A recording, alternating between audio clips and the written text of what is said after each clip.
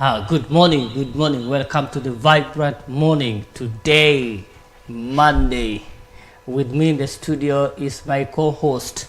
Today is going to say his name. I'm Gagia Isaiah, bringing you Vibrant Morning live. Yes. Sorry for that. Good morning. I'm Odede Lennox Rene. And but the weekend has been so cold. Yeah, the weather has been for two. And now it has been upon us to fulfill the book of Ecclesiastes 4 verse 11. Okay, no. Have you ever read the book? My friend, no. If you talk about the weather has been for two, you don't know where other places. We have so many other regions in Kenya which is very dry. You are an Bible. No. Say in Migori the weather has been so cold. Yeah, in Migori the weather has been for two. So, and I also saw in the course of last week I did see Nairobi flooding. Yeah. But we will talk about that when we will be summarizing our show. Okay. Yeah, I must read that verse to you. Okay, read. To Gagi. Let me give you the opportunity to read it. It's okay. Can you read the verse now? No, I'll read the verse when we'll be summarizing. Okay. Yeah. Thank you so much, my dear viewers. Keep tuned to BTV Kenya. We bring you what's happening, what is in the People Daily newspaper, and we are going to give you a brief. It is your responsibility to pick a copy of People Daily newspaper and read more comprehensively. Welcome to BTV, your home live television. Remember, you can subscribe. You can also send us a comment on YouTube, BTV Kenya. You can also send us a comment on Facebook page, Blackman TV Kenya. Let us know where we are reaching you from, as your comments are very vital. As you do that, remember, People Daily newspaper is a free newspaper. Just move to your vendor and pick your copy and read more comprehensively. Yes. Now today, because of the interest of time and because we have a lot of activities ahead of us, we are going to be very brief and we'll be discussing matters of what happened in Migori County, in Migori Town at the end, towards the end. Yes. Now, let us get straight into what is in the People Daily newspaper. Looking onto the cover page, we have Gachagua, Rigi G. Yes. He talks about my beef with Ruto on Adani. That's what's on the cover page. You can see the photo. And he was the man of the match yesterday. Okay, no problem. We gotta give you that. That is in page 5 of the People Daily newspaper. Yes. As we see also on page 4, we have defiant president vows to continue church donations even after the Catholic Church refused and vowed to give back the money that he donated. Yes. That is also there. And also moving on to page 14, we have hardcore criminal behind spate of murder and robberies. That is also there. And also on matters of health, that is when you read the feature stories, we have the disappearing Masai Mara indigenous forest. That is also this there. This is a matter of climate change. Yeah, climate change. Yeah. And also we have Beldin Odemba becomes first Football Kenya Federation Premier League second female tactician. That is also there on page 29. Now let us move straight into what we are having in page 2, where we see technology and partnership. Technology partnership touts as key to cancer care. Now the story is by Noven Owiti. Kenya recording significant increase in cancer cases, with the news figure showing more than 29,000 deaths in a year.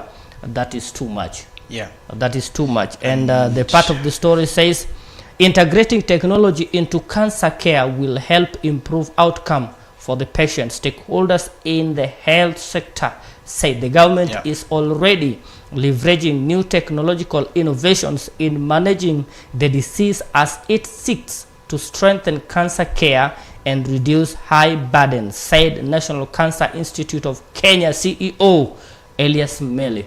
Yeah, and there we can see a picture of Kisumu Governor Professor Nyang' Nyong'o, together with some traditional dancers during the launch of the Kisumu County Cancer Dashboard at the Kenya International Cancer Conference in Kisumu.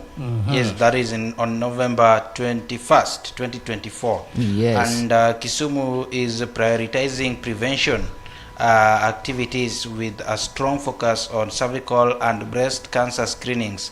And also the county is among those facing an upsurge in cases including cervical cancer. And remember, the governor himself is a victim, and I think technology has been a key role in his life, and we are very happy that he always looks healthy despite being one of those guys who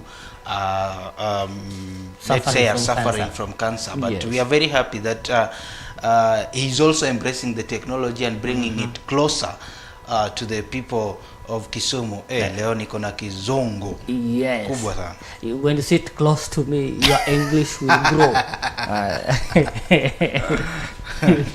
Just like an iron sharpen iron. You sharpen in Swahili and I sharpen in English. Yes. That is what is happening. Well, let us move very fast, very fast into on page 3. No, let's move just to page 2.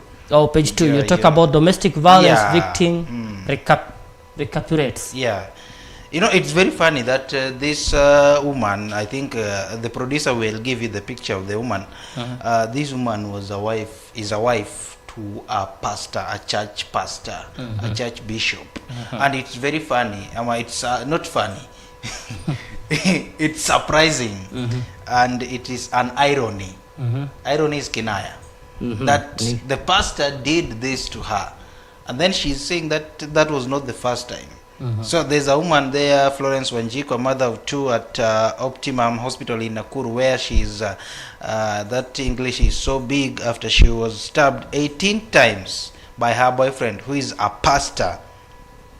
And this one comes on a day that we are beginning a 16 days of gender activism with the theme Stop Femicide something. So we will tell you more about it, and we will be bringing it live to you. We see their gender and culture, arts and heritage principal secretary Anne Wangombe, who was speaking with Florence there.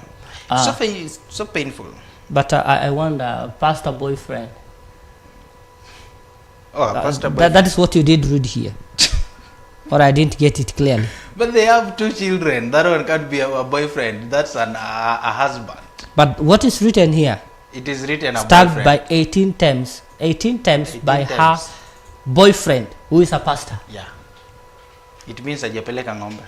I don't understand. That's the right thing for us to be. But such things happen. Yeah, they happen in our society today. Actually, what we need to understand is that when it comes to relationship or in marriage, things happen. Many people do cover whatever happens. Just like before we started the conversation, I remember you said a word. You know, I'm always very careful and attentive. You say when we are off record. Yes, when we were off air. I remember you saying now we are starting 16 weeks. On 16 days.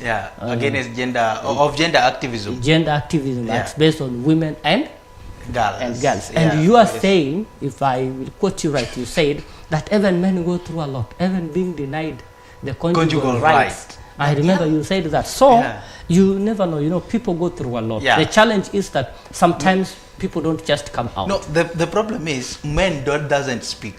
You know, most of the time when a man is going through a gender-based violence, they're at home, you know, it is not all about. I just said that. But I'm just giving another example. Unafika nyumbani, unakorogewa, hadi unashindwa where will I put my head? You just don't feel like going back to that house, you see. So the best thing to do as a couple, when your husband wrongs you somewhere, just tell her, baby boy, honey, hapa hiki tumefanya kuna vile nikosea, na kuomba tu next time don't repeat it.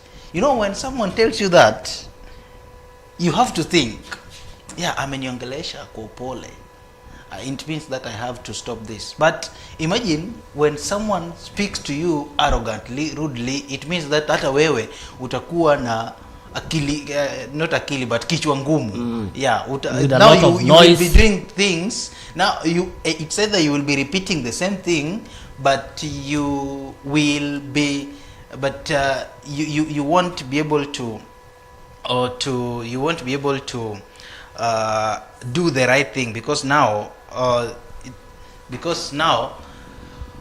things will not be on the right track, you see. So the only thing that should be done, kile kitu ambacho kinafaa kufanyika ni kwamba bibi yako kikukosea, mwambie tu hapa naye, mpenzi wangu umepita kiasi, tafadhali usirudie. I trust that this woman won't repeat the same thing. As a woman, bwanaka kikukosea, just tell him, baby boy, hapa nahisi umenikosea, tafadhali usirudie tena. A lot of love will be in that house. Yeah.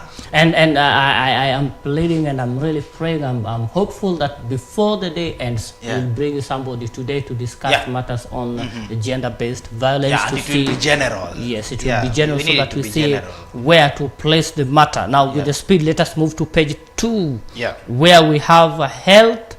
PS warns colleges over unregulated courses, and that is, don't waste people's children by offering courses that will never qualify them for a job in the current market.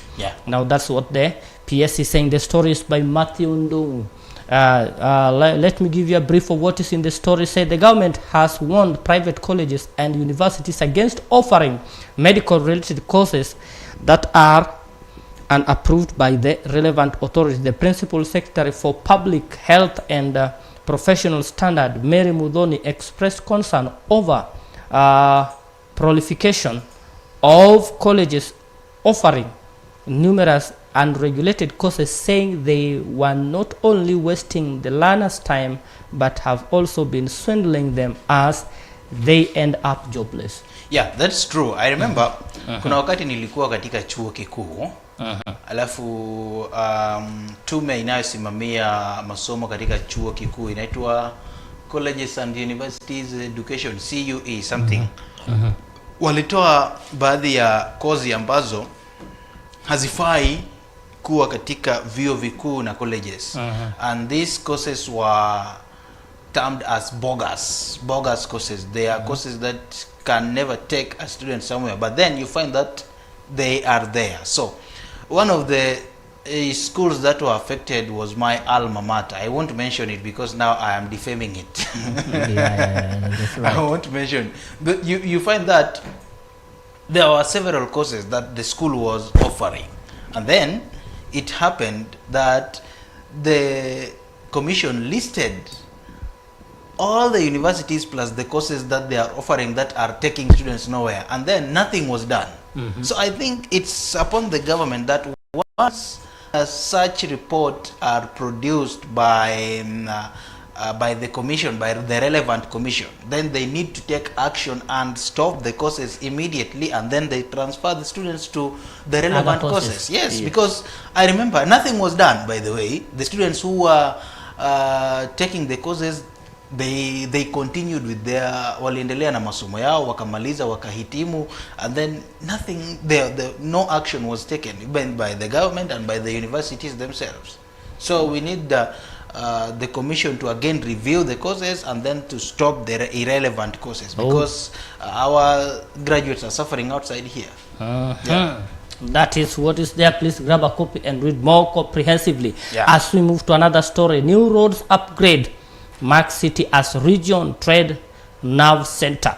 Now, upgrade in infrastructure will increase connectivity, create business opportunities, and also improve livelihood. A story by Ruben Mwambengu.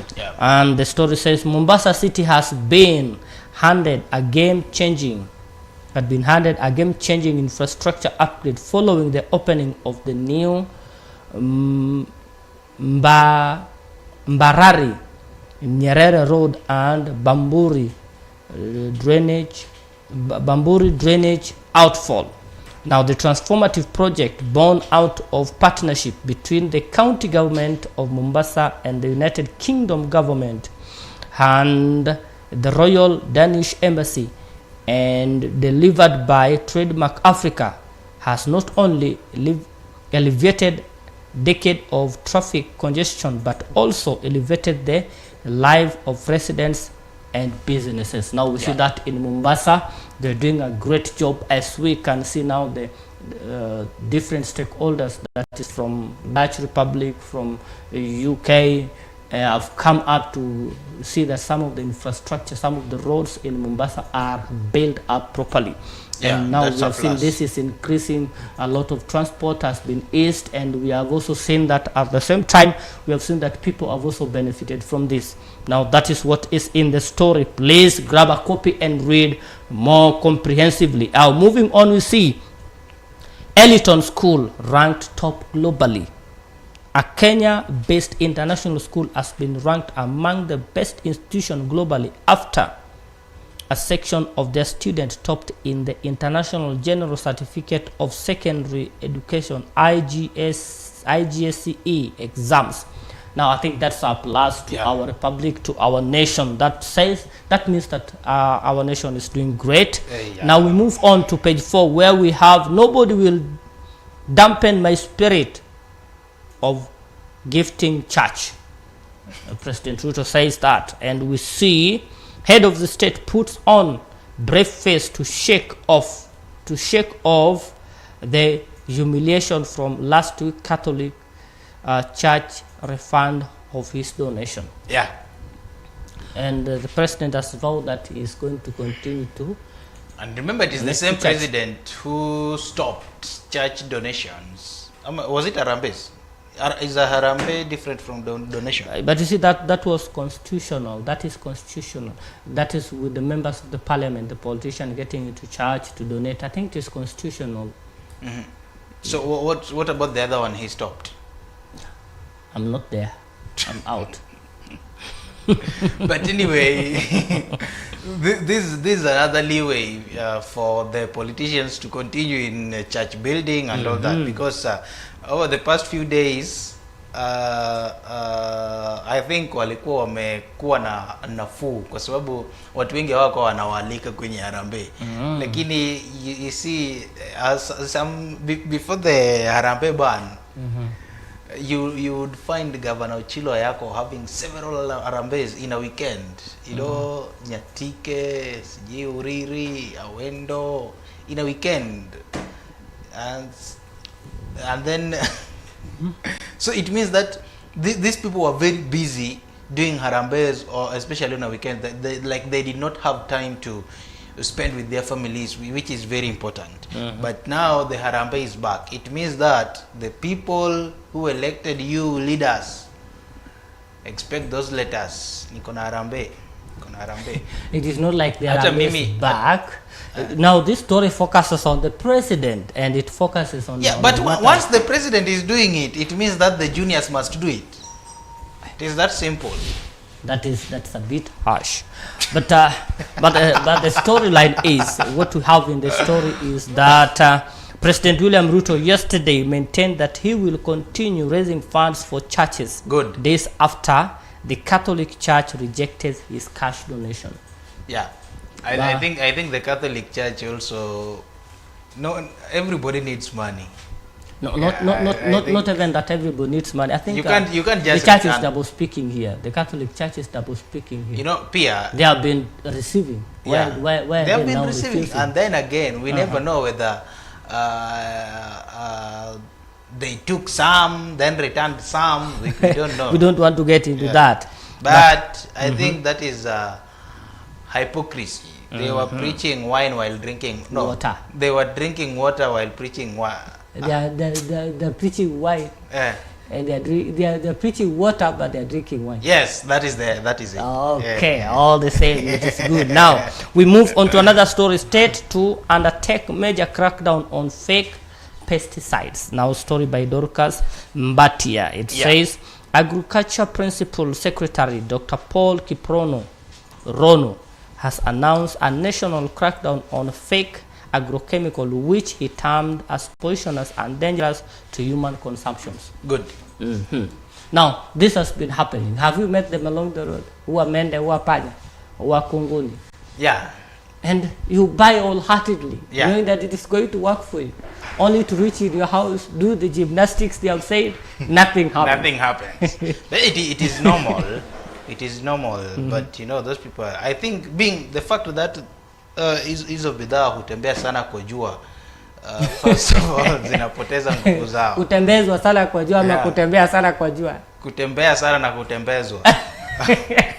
Unajua muuzaji anatembea kwa jua. Ukisema bidhaa kutembea sana kwa jua inamaanisha bidhaa ziko na mguu. Muuzaji anatembea. Lakini bidhaa zinatembezwa. Kwa sasa zinatembezwa kwa jua, zinanyeshewa, zinapigwa na baridi. But I don't think that is the cause. I mean, you know even when you buy a medicine, how are you being told to store it? Store in a cool and dry place. So imagine. But not all medicines are prescribed on the same. Yeah, but most of them store in a cool and dry place. So imagine you are exposing a dawa my friend, I need to question where you spend your night. You are exposing a dawa. A dawa? What do you mean a dawa, my friend? A medicine. Producer, I will ask you to ask this man out of the... on a harsh environment, like... How do we call it? Scorched suns. You know English better than me. Well, when the sun is scorching. Yeah. And then you imagine unatembea na hata unajua hata simu ukitembea nayo kwa jua inakuwa yeah, especially when it comes to this brand Samsung. Inakuwa it's nature it to be overheated. Yes. Yeah. And you remember there's a time someone just got burnt by a phone in his pocket. That's a story for another day. So you can imagine this kind of environment. You are exposing a medicine to that kind of environment. See, its value and its effectivity will be lost. I think that's a rocket science that everyone needs to yeah, that is true. That is true. But so I've also witnessed in a case whereby I've witnessed where somebody was saying he'd gone to the agro vet, and he was told this one works perfectly for the pesticides. Yeah. But again, he bought it. He spent, I think, over 1,700. He went to the garden, sprayed, and nothing happened. So Yeah, I think again, the Gen Z pesticides, not the Gen Z pesticides, but the Gen Z pests and insects. They are kind of insects that have undergone mutation. In biology, there was something to do with mutation. Yes. Like they adapt to. Now they adapt to the environment and then they become resistant to pesticides. That is normal, right? Yeah, it's a mutation. Like we have, unakumbuka kitambo kulikuwa na dawa ya malaria ilikuwa ni quinine. Later malaria became defiant to quinine. No, but quinine is still very it's still on point. It still works best. It's only that many people are afraid of because of injection. No, not really. Well, I've injected with the quinine. When you are injected, actually your head will be noisy. You see a lot of music. Okay, there was the first quinine that was being used. And you kama ungemeza you feel itchy. But then malaria ilikuja ikashinda hiyo. Then they had to make another quinine. So as the parasites get mutated, it means the scientists also have to upgrade their game. Yeah, so there are some pesticides that are not effective, but we just have to try as a man, as a human being, to control the pest. But make sure you don't buy these things. Hizi vitu zinatembezwa sana. Just go to your to the agrovet or whatever, buy something which has not been exposed to a harsh environment. Hizi zingine zinanyeshewa hadi. Okay, so we see the state is out to undertake major crackdown on fake pesticides. That's a story on page 4. Please grab a copy and read more comprehensively. Now we see activists demand action against femicide. Now that is also what we have there. As we see, the story is by Faith Masharia, gender activist, yesterday demanded immediate action to end recent wave of attacks targeting women across the country. Now led by the President of Public Service Governance, Esther Waringa, the activist issued a passionate appeal for the immediate action to address issues ranging from women's safety to national economic reforms. Yeah. So that one will be effective, but again, while advocating against femicide, everyone should be brought on board. Everyone should be brought on board. Yes, because people have a lot of issues. People are fighting a lot of things. You know, the other time I was talking to a friend and he was telling me he has a colleague. She's a lady, but she's a very good mechanic. Kenda pale karibu na Oasis Healthcare. That the lady is a very good mechanic. She was telling me she has a colleague who doesn't go back to the house. Jamaa anaenda kwa nyumba once in a while because he's like, kwangu ni hell, kwangu ni jela, kwangu. Yeah, so I think everyone should be brought on board. Both the ladies, the men, they should be brought on board so that we have this discussion once and for all. Because now, in fact, the activists even wants this thing to be declared a national calamity because every week a man killed a woman. Every week a man, someone killed a man. Every week someone did this to a lady. Yeah. Yeah, someone hanged himself and left a suicide note. We don't want to hear such like things because even our children, when they're watching TV or listening to radio, they wonder what's not happening. You know, we miss those days when we could hear habari za KBC.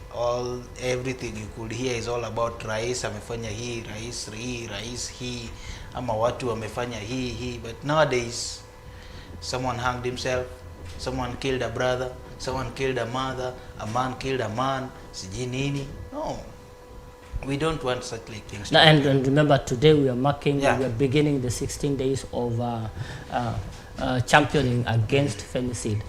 Championing and against. It will run through to 10th of December. Yeah, so we are going to try our best to make sure we bring somebody. Yeah, we'll bring experts for the 16 days. At least we need to have. Yeah, so we have this discussion going on and on and on. Now, we move to page 5 where we have Gachagua says Adani deal cost him his deputy president job. That's what Rigathi Gachagua is now saying. President Ruto's former deputy claims he was labeled a rebel for opposing shady Adani JKA deal.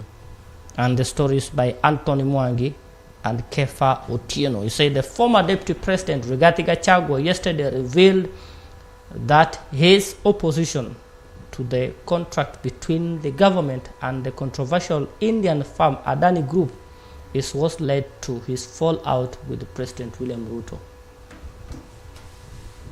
Why was he not speaking at the beginning of all these shenanigans or whatever?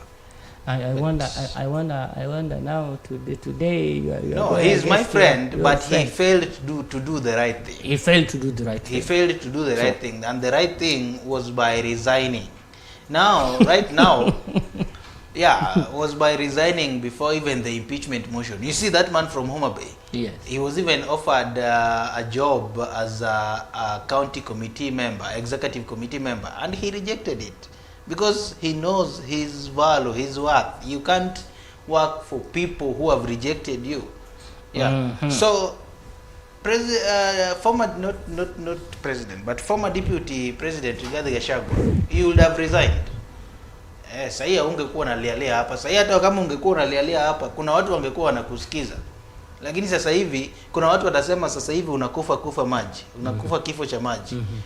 Penye unaweza shika hata matawi ambaye So, my friend, you failed to do the right thing. That's all I can tell you. Okay, much of that story is in page 5 of the People Daily newspaper. Grab a copy and read more comprehensively. Now, moving on to page 6. Raila even sanitized Adani, remember? Okay, and people have been saying Raila did with their dad we talk about. But I think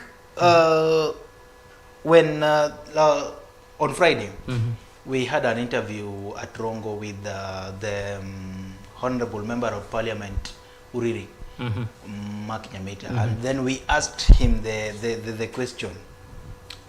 What he told us is that, people sometimes make judgment based on the first-hand information they have. But right now, Kenyans are able to make a bold decision based on the information they have.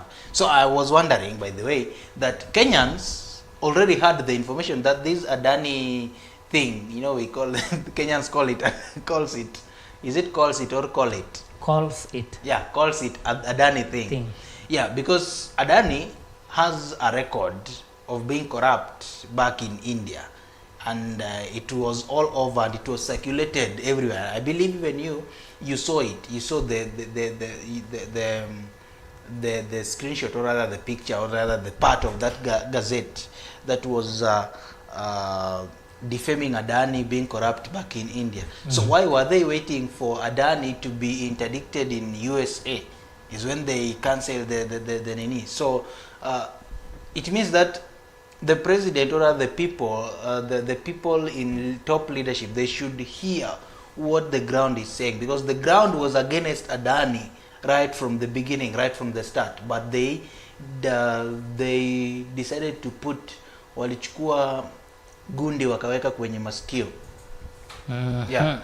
Okay, you can read much of that story on Adani and what Gachagua is saying about it on page 5 of the People Daily newspaper.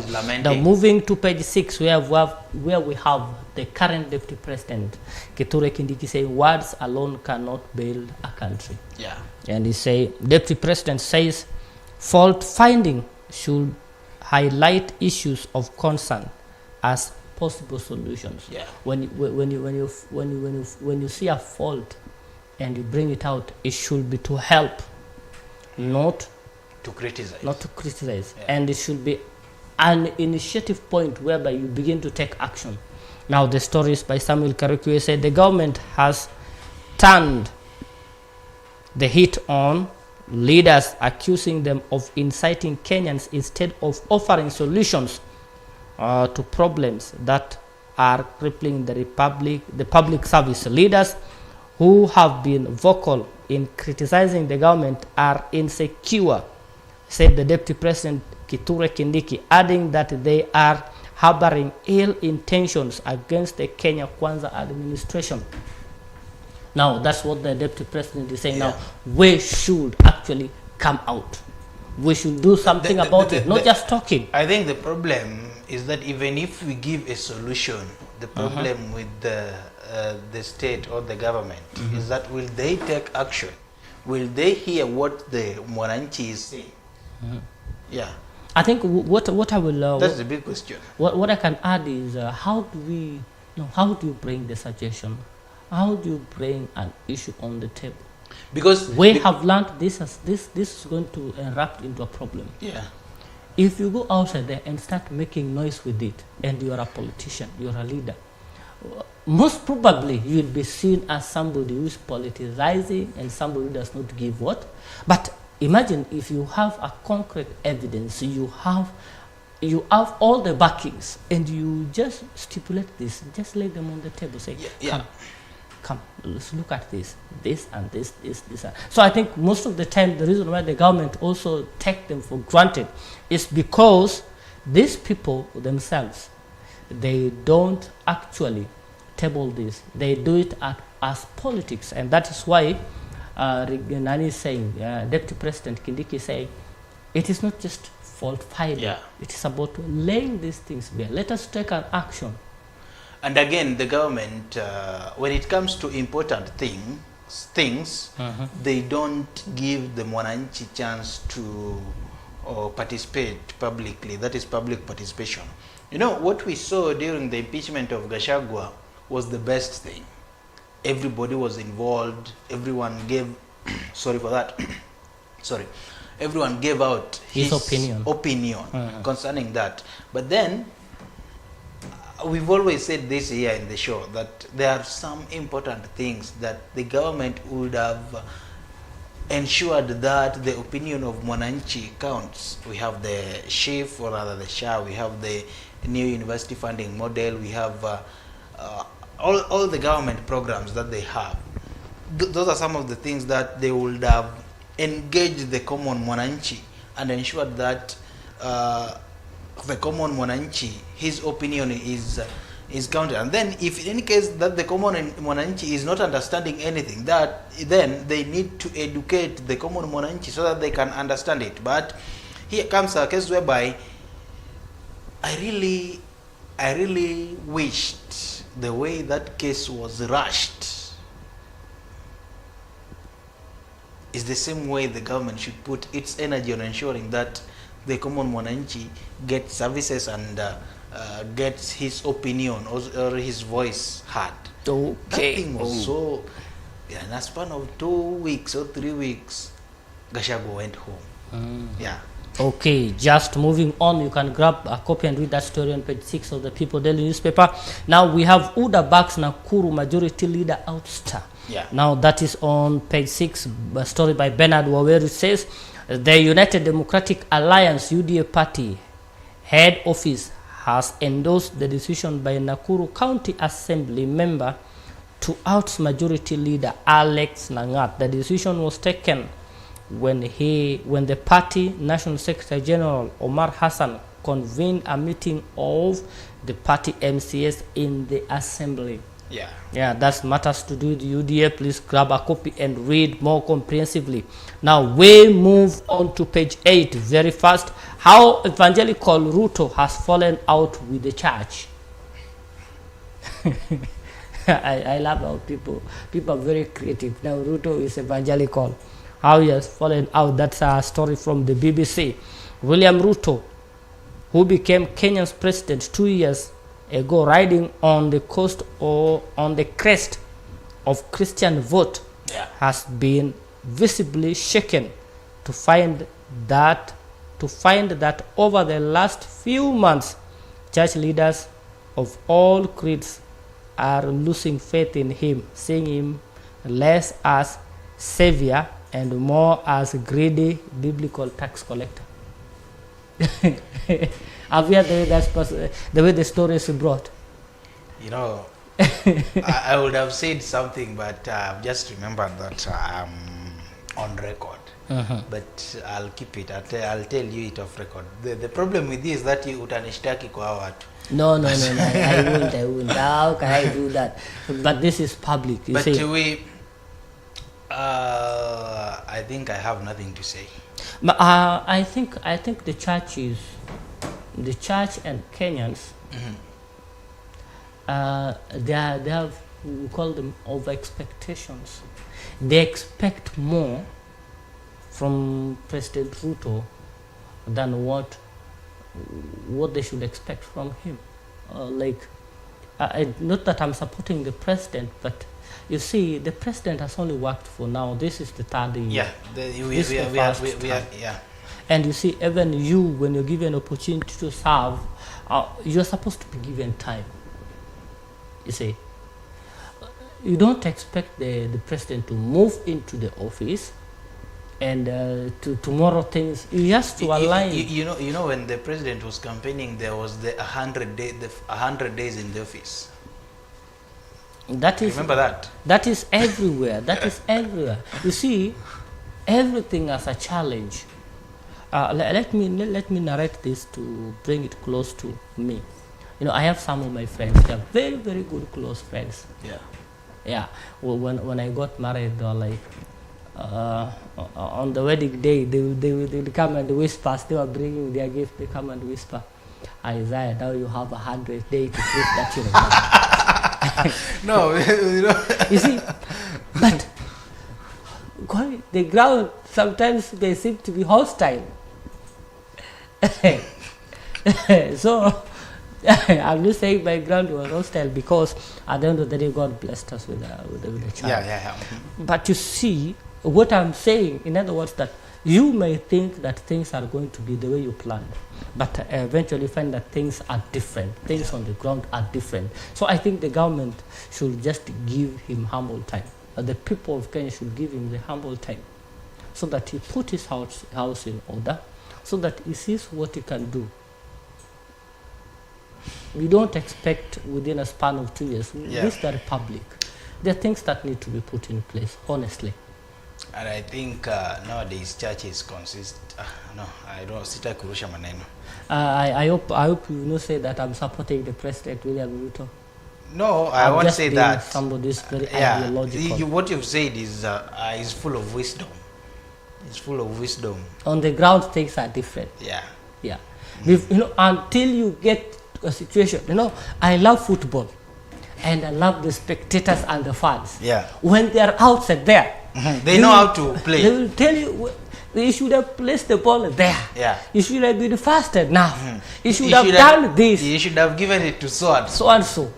But when you take them now to the real field, now play, my friend, it will not be football. Their legs will be so heavy. I think that goes to the producer. That goes to the producer. No, that goes to Manu fans. Okay, I'm one of them. Okay, we move. Union protest entry of tea plucking machine. A story by Bernard Waweru. Now, Kuresoi South Member of Parliament Joseph Tanui now says he will introduce a motion in National Assembly seeking to impose ban on the use of tea plucking machines. You know, this is one of the problems I always have with technology. Yeah, this is one of the problems I always have with technology. That you know, when technology comes, a lot of people loses job. You know, you remember Telkom Kenya? Yes. You remember Telkom Kenya? Yes, I remember. So when the new technology of phones came, you know, I'm one of the people who are affected. That one of my family members lost his job from the Telkom Kenya because the new technology arrived. It found Telkom Kenya existing, and that was the mode of communication then. And then the new technology came. That is the phone technology, and everyone was having a phone. So you know, with Telkom you had to go to the booth. Kuna coins unaingiza, unapiga simu, kuna inaisha, boom, unapiga tu. Alafu now again, you know, you would call a booth and then you say, oh, I would like to talk to Mama Nani. Oh, let us send someone to go and call her. You know, and the children those days were very disciplined.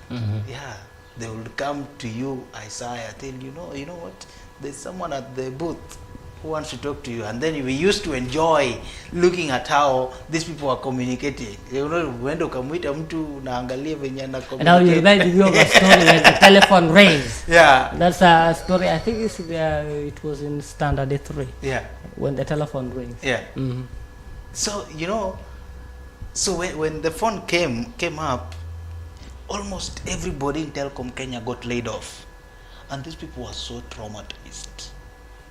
So I think the MP, the Mbunge, is so right, because very many people will lose job. Remember, there are people who are earning living by plucking the tea. So when you bring the tea plucking machine, it means that a lot of people will go home, and then they will have nothing to do. How will they pay their school fees? Their bills. Their children's school fees, and then bills and all that. So see, I think the guy is right. Tell me the story. Now, moving, I just want to point on that. No, you were telling me a story of a telephone. No, it was we talk about the phone. I remember a story I read in class 3. So you've decided to leave me in suspense. When the phone rings. Yeah. Journey to the city. Yes, it made me of that story. But I want to say that I think Kenyans are not very much proactive in embracing technology. Yeah. Like, you see, Telkom, would have not even Yeah. fired anybody. Yeah, yeah. If they would have been proactive enough. Yeah. There are To so embrace many the things, technology. there are so many things that Telcom has come up with. Like But right now, they did it late. You can have your postal address to Yeah. be your phone number. Yeah. I don't know whether you've learned that. Yeah. You can go there, they will fix your phone number to be your postal address where your mails can be sent to. The Telcom should have been very proactive and embrace the technology so that they fix themselves. Let me tell you, even today as we speak, you will realize that there are places, it reaches a time whereby you don't even have money to call. You cannot even use your phone to make a call. What if they would have embraced this and they say, now we are not going to have those big booths, but we are going to have small booths stationed in places which are like you improvise, you make them to be so many, and you make sure that in every location, like in Migori town, you see where there is a big building, you put there a small booth. You go to where there are big buildings, like these mobile booths. It is something that you just shoot there. Because look at the US. In as much as we have the telephones, the booths are still there. But they are not the big booths, just small booths, whereby you can walk there. And what do? Make a call. Or have a prepaid. Have a prepaid. Like right now, you talk to somebody in the US, they will tell you, let me call you, I'll call you at this time. I have time. I have a prepaid account. They make sure that they have the prepaid accounts. Now the best thing they should have done also to move to house. They let them target the household. Like right now, what if somebody proposes to you that I'm going to give you a phone, you're going to use it as a house phone. It is going to be prepaid. For 1,000 shillings, for 500 shillings, you'll be able to use it in your home. Somebody can call you to reach you at home because your phone, you walk with it. Tell me, will you not accept? I will. You will accept. So it is a matter of being proactive and embracing technology and using it to advance what you have. That's what many people don't like. They don't embrace. Like you see now, we see the tip lacking machine. Now it has been rejected, but things move.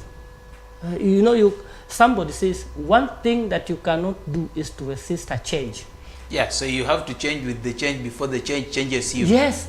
So you have to embrace that change and think, what can we do so that we embrace this and we still contain the people that we have? In as much as that machine will employ at least 2 to 3 people, what else do we need to do? That's the big question.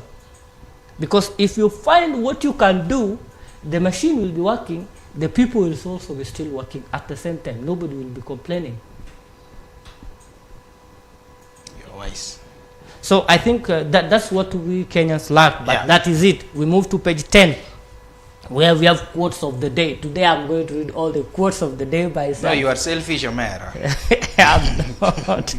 But It's okay, read them. let's see what we have with the quotes of the day. This one is from Mombasa Deputy Governor Francis Toya. He says, modern garbage compactors are proven solution to managing waste efficiently. Mombasa, as gateway to East Africa, cannot afford to lag behind. Yeah. And also we have, this one is from Marshall Highlands Climate Envoy Tina Stage, says, it is incomprehensible that years after we bring out stories of climate impact, these meetings and receive only sympathy. We are not here to tell stories, we are here to serve our communities. And lastly, we have one from that is Agriculture Principal Secretary Paul Kiprono, says, our major concern is not only fighting fake fertilizers and seeds, but also poisonous preservation and farming chemicals used in foods, that is in supermarkets and open air market. Yes. And Let me now- take the cartoon. The cartoon of the date is Yeah. there on the screen. Now we see Adani. Yeah.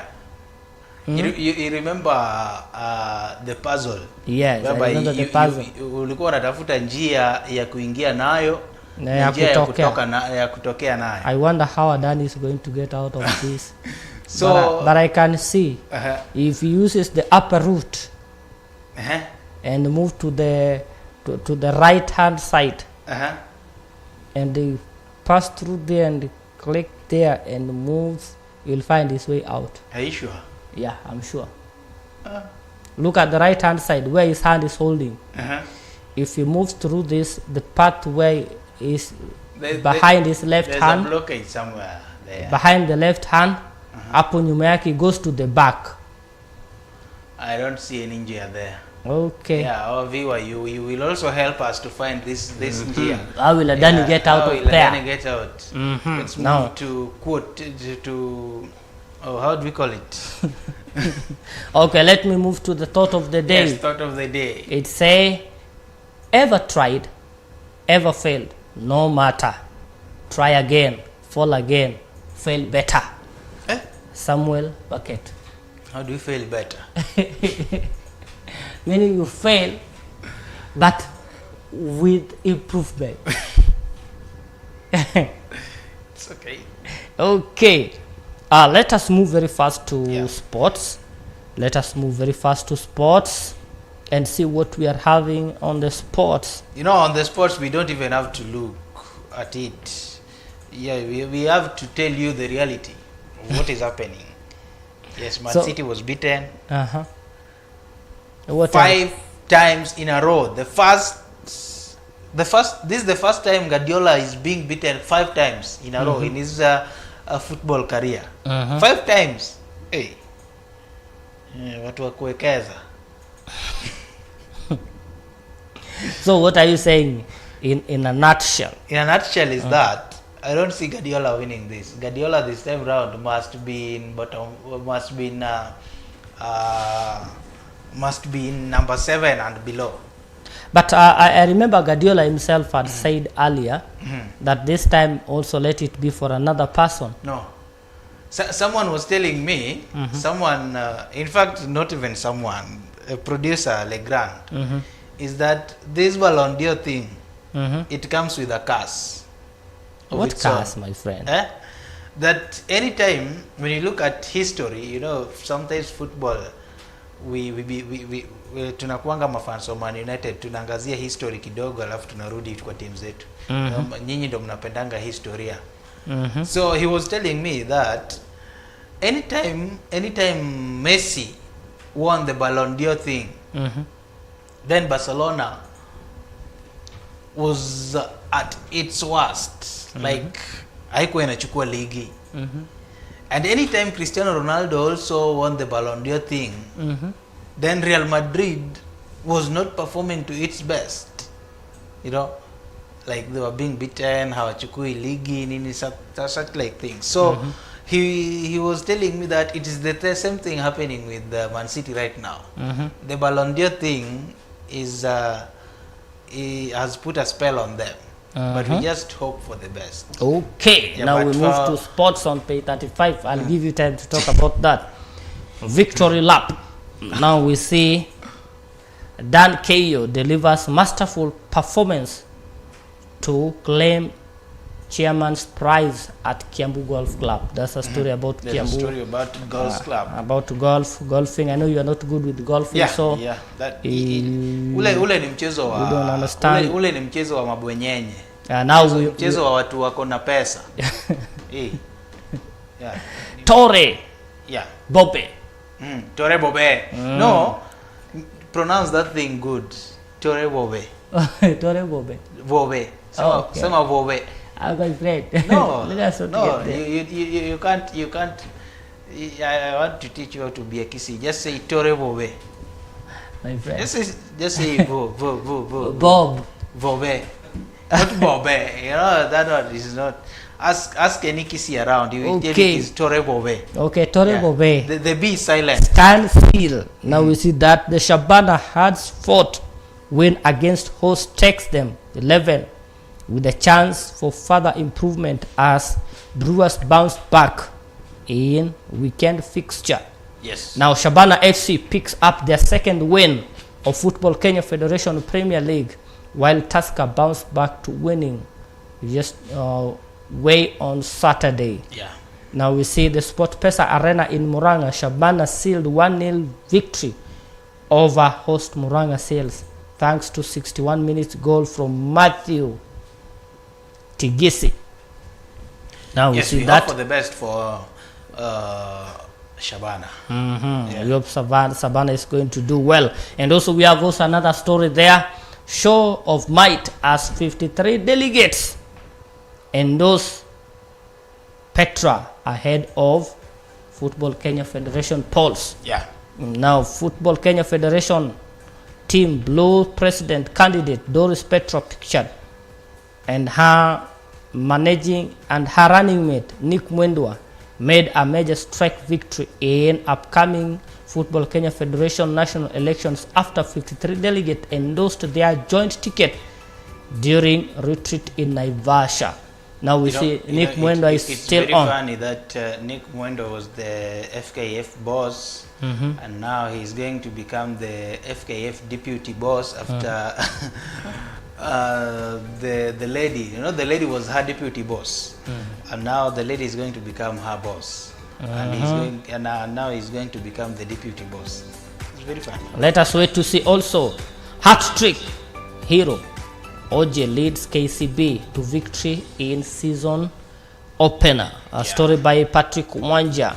The 2024-2025 Kenya Cup season kicked off on Saturday with an exciting encounter as KCB Rugby Football delivered a commanding performance, securing dominant 93-5 victory over newcomer South Coast Pirates at KCB Sports Ground. That was humiliating. Yeah. 95 goals against 1. And that's the story. Also, please grab a copy and read there. And also we see history at Dandora Stadium, where we see Coach Odemba steers Police FC in groundbreaking Football Kenya Federation Premier League appearance. Joined her Harambee Stars starlet assistant coach Jacqueline Juma as only female coach in Kenya Football League. Yes, thank you. Let's move to Premier League. I know you want Premier League. You can't wait for Premier League. Let's move to Premier League. Okay, let us see Title what. blow to Citizens. Let us move to see what is title blow to Citizens. And I see the hugest man. Is that correct English? Hugest. No, we don't have the hugest. What do we have?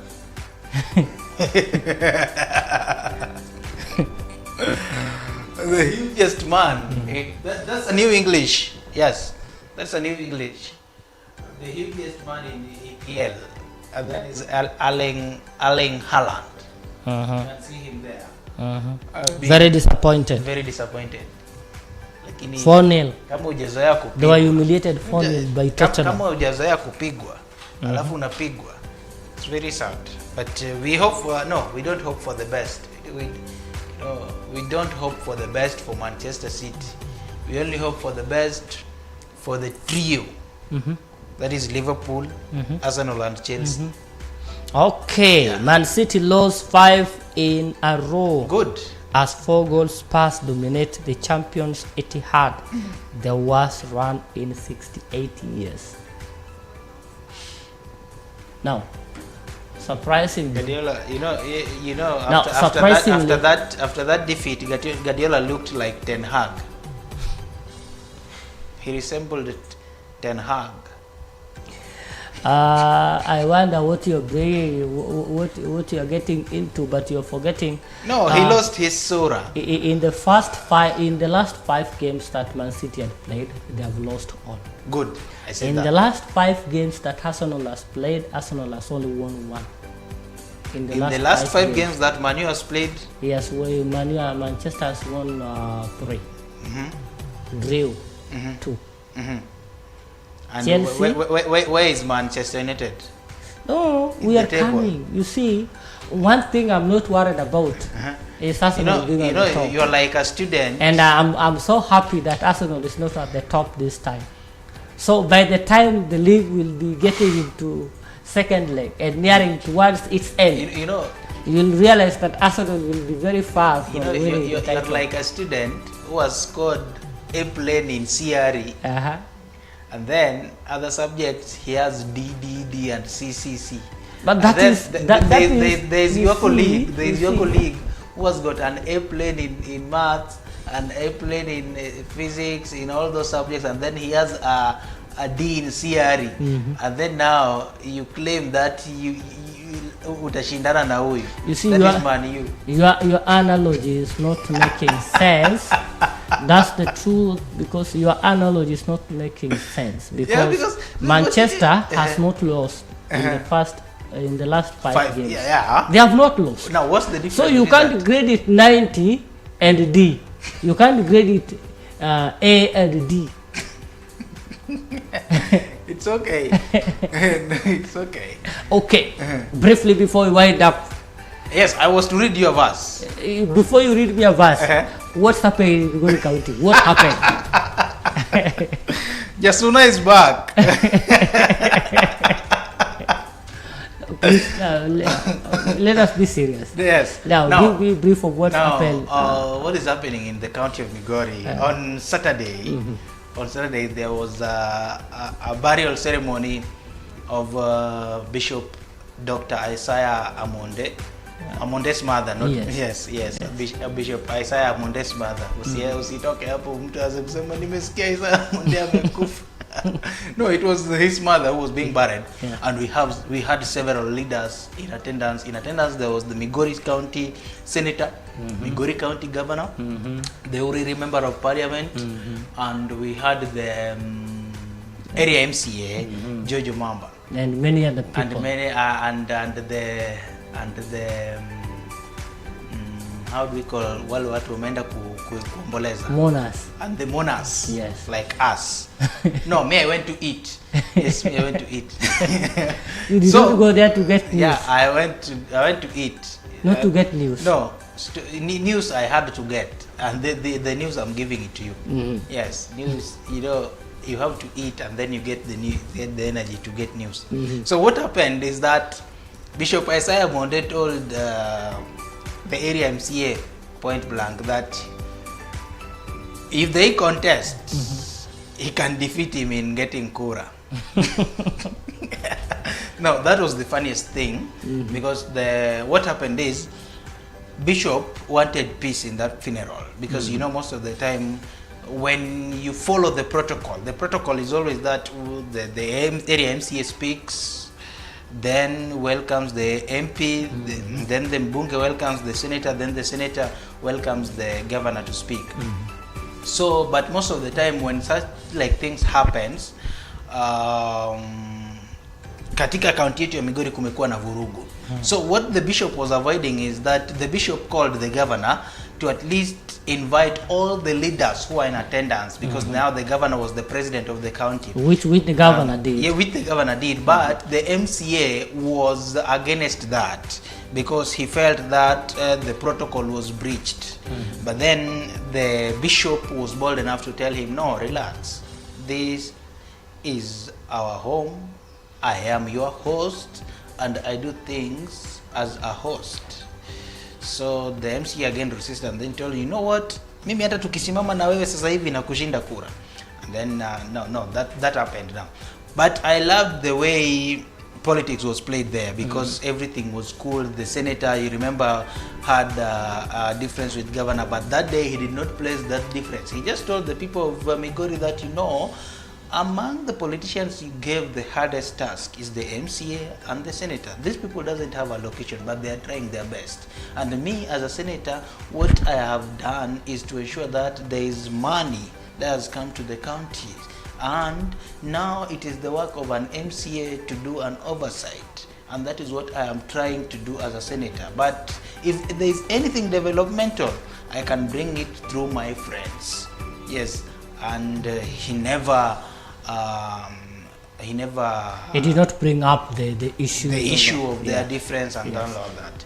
And then Nyamita came up, then told the people, you know, mimi kama umenipigia kura na nikikufanyia kazi unipe kura tena. Yeah, and that is normal. Once you are a leader, you have to work for the people. Yeah, and then, you know, when governor stood up, then he told the people of Migori, you know what, Nyamita is working for the people of Uriri. And he has mentioned that kama hajakufanyia kazi usipigie nini? Kura. Sasa inamaanisha kama wewe ni mtu wa Rongo, Nyamita hajakufanyia kazi. Kama wewe ni mtu wa Nyatike, Nyamita hajakufanyia kazi. Kama wewe ni mtu wa Suna East, Suna hao wote. Sasa hata akikuja next general election, msimpigie kura. Kwa sababu yeye hajawafanyia, ni mimi nawafanyia kazi.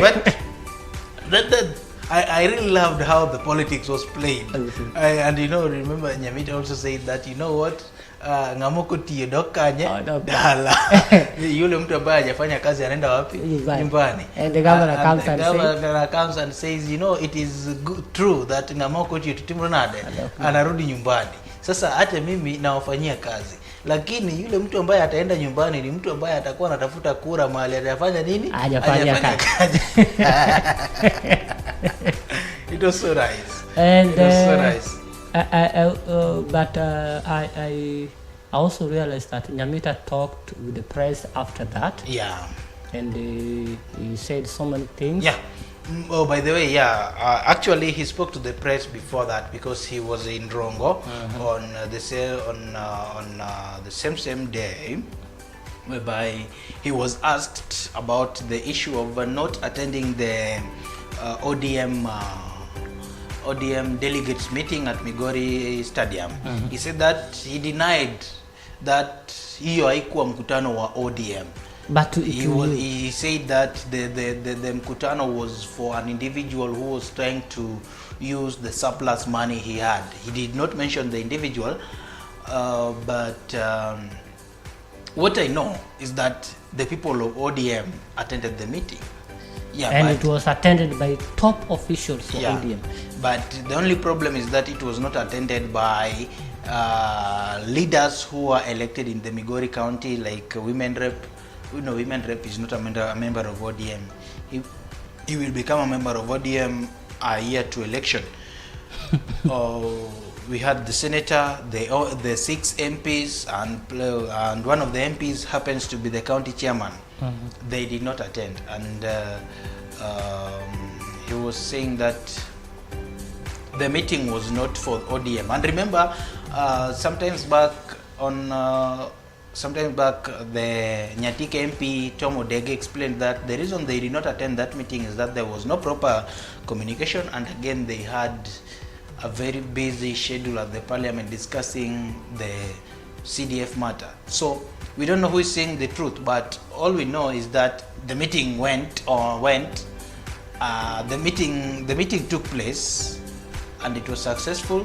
Nyongo attended, the interim party leader, the party chairman Gladys Wanga attended, the governor attended. And I also did see, I did hear in that meeting, because I was there, I did hear the Gladys Wanga bringing the apologies of some members who are there. So I failed to understand what Nyamita is saying. Again, Nyamita said that they have got no personal difference with the governor as the MPs of the county of Migori. And also moving on, I remember the governor. The governor at some point said, also clarified, that matters of building schools is not in their docket, and actually quoted from the constitution. Matters of building schools is not in their docket. Is not in their docket. Yes. So if you see bad schools or other unwanted schools, because you know unwanted buildings in school, not unwanted schools. Unwanted buildings in schools, yes. Not really unwanted, but pathetic. I don't want it to be, pathetic buildings in school. Then that is the work of an MP. Yes. So and I think he was trying to say that there are some... We also did see when the governor talked to Omamba. Remember what you told them, Mamba? Yeah, but that's the politics we need. The politics of they tell each other their facts or what they think, but then we don't see any fracas because these politicians, it is normal. Yeah. But after that, kuna mtu atampigia mwenzake simu, na leo umenipiga sana, umeninyorosha, hakuna shida. Hata wewe ulininyorosha. Anyway, yeah, because these people they talk. Yeah, these people they talk, and these people, the truth of the matter is, anytime Nyamita wants to see the governor will give him that access to see him. Anytime the governor wants to see Nyamita as an MP will see the governor access to see him. But anytime you want to see the governor, you have to go through the PA, you have to follow the protocol, you have to. So wewe mwananchi, vita vya, how do you call it, vita vya ndume, wewe kama panzi usiingilie. Ati mimi kama panzi. Lastly, you are going to read for me the scripture. The scripture. I hand over for you. The scripture comes from the book of Ecclesiastes 4 verse 11. Yes, I think the producer is looking for it to be pressed there. Okay, we want to read it loud and clear so that we see what to say. It is going to be. It says, and again. Yeah, and I love that. And again. Meaning, itarudili watena. No, it is kusisitiza. Yes, to emphasize. Again, to emphasize. And again. Ecclesiastes 4 verse 11. The producer is looking for it. Yeah. So, what is your take on as we wind this up? Oh, by the way, and today in the county of Migori, we are beginning at 16. Yes. That's what I wanted us to talk about briefly. Yeah. We have seen they are going to launch the 16 days of gender-based violence protest against that city. Now we are talking about why is it that don't you see a lapse that boy child is being left out? Yeah, there's a very big gap that the boy child, why the issue of girl child came up. Unaona kitambo watu walikuwa nadhamini sana masomo ya mtoto wa kiume na walikuwa wameacha masomo ya mtoto wa kike. So people came up with an initiative to at least support the girl child education. There are people who came up with the initiative to at least stop the FGM, that is the female genital mutilation. I think people came up with that. People came up with several projects to at least support the girl child, like providing the sanitary towels, when it comes to joining universities, the cutoff point for the lady is a bit lower, such like things. So it has come to a point whereby the girl child is empowered to the fullest. And again, when it comes to human rights, they listen much to the girl child and they forget about the boy child. So I think it's high time the boy child also should be brought on board to avoid this femicide thing. Because a man anaweza nyamaza, unaweza mkosea na anyamaze, lakini inafika wakati ambapo inamfikia hapa, he can't contain himself anymore just because the insults, the kind of things he goes through in the house, and then being that he can't contain himself anymore, anajipata ametumia nguvu nyingi, unanipata. And we don't want to experience such like things. So please, everyone should be brought on board. A man should be told, you need to live this way with your husband. A lady should be told, you need to live this way. Ama kama kuna shida, it should be this way. Don't take an action into your hand. Don't beat someone. You need to sit down. You as a Christian, I know anytime you have a personal issue with your wife, a neighbor should not know. A neighbor won't know. I believe that. And I know that because I have visited you, I've seen how you live. No one can ever know that you have a difference in your house. It means that anytime there's that difference, kabla muende kulala, you have to make sure that the problem is solved. Mnaongea, mnazungumza, mnaamka mkiwa na furaha, and if there's something that needs to be done to spice it up, then that thing should be done right away. Okay. You know, yes. Okay. I know you can go on and on and on. Producer, throw it on the screen. You can get to it fast. Yeah.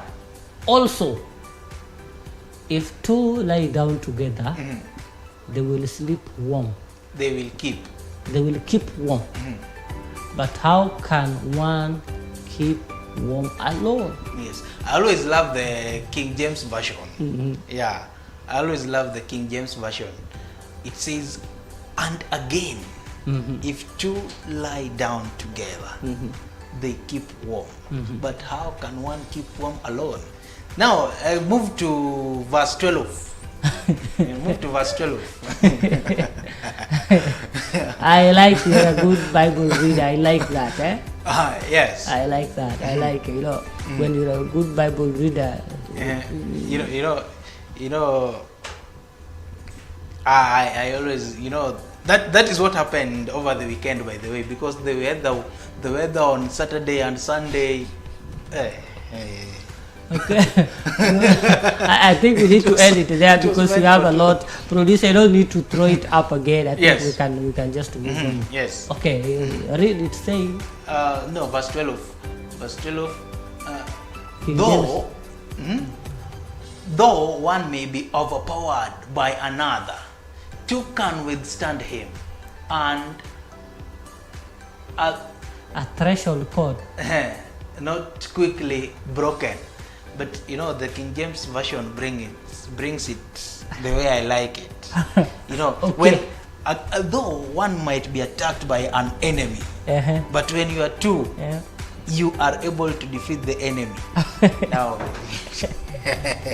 okay, my dear viewers, anyway. My dear viewers, thank you so much for keeping tuned to BTV Kenya. We are so much grateful for your support and for your viewership and for your comments. We have to bring this to a close. And I'm your host, Gagi Isaiah. Let me give Lennox Odede to wind out so that we say bye. See My you name is next Lennox week. Odede, but I'm going to primary. Thank you so much.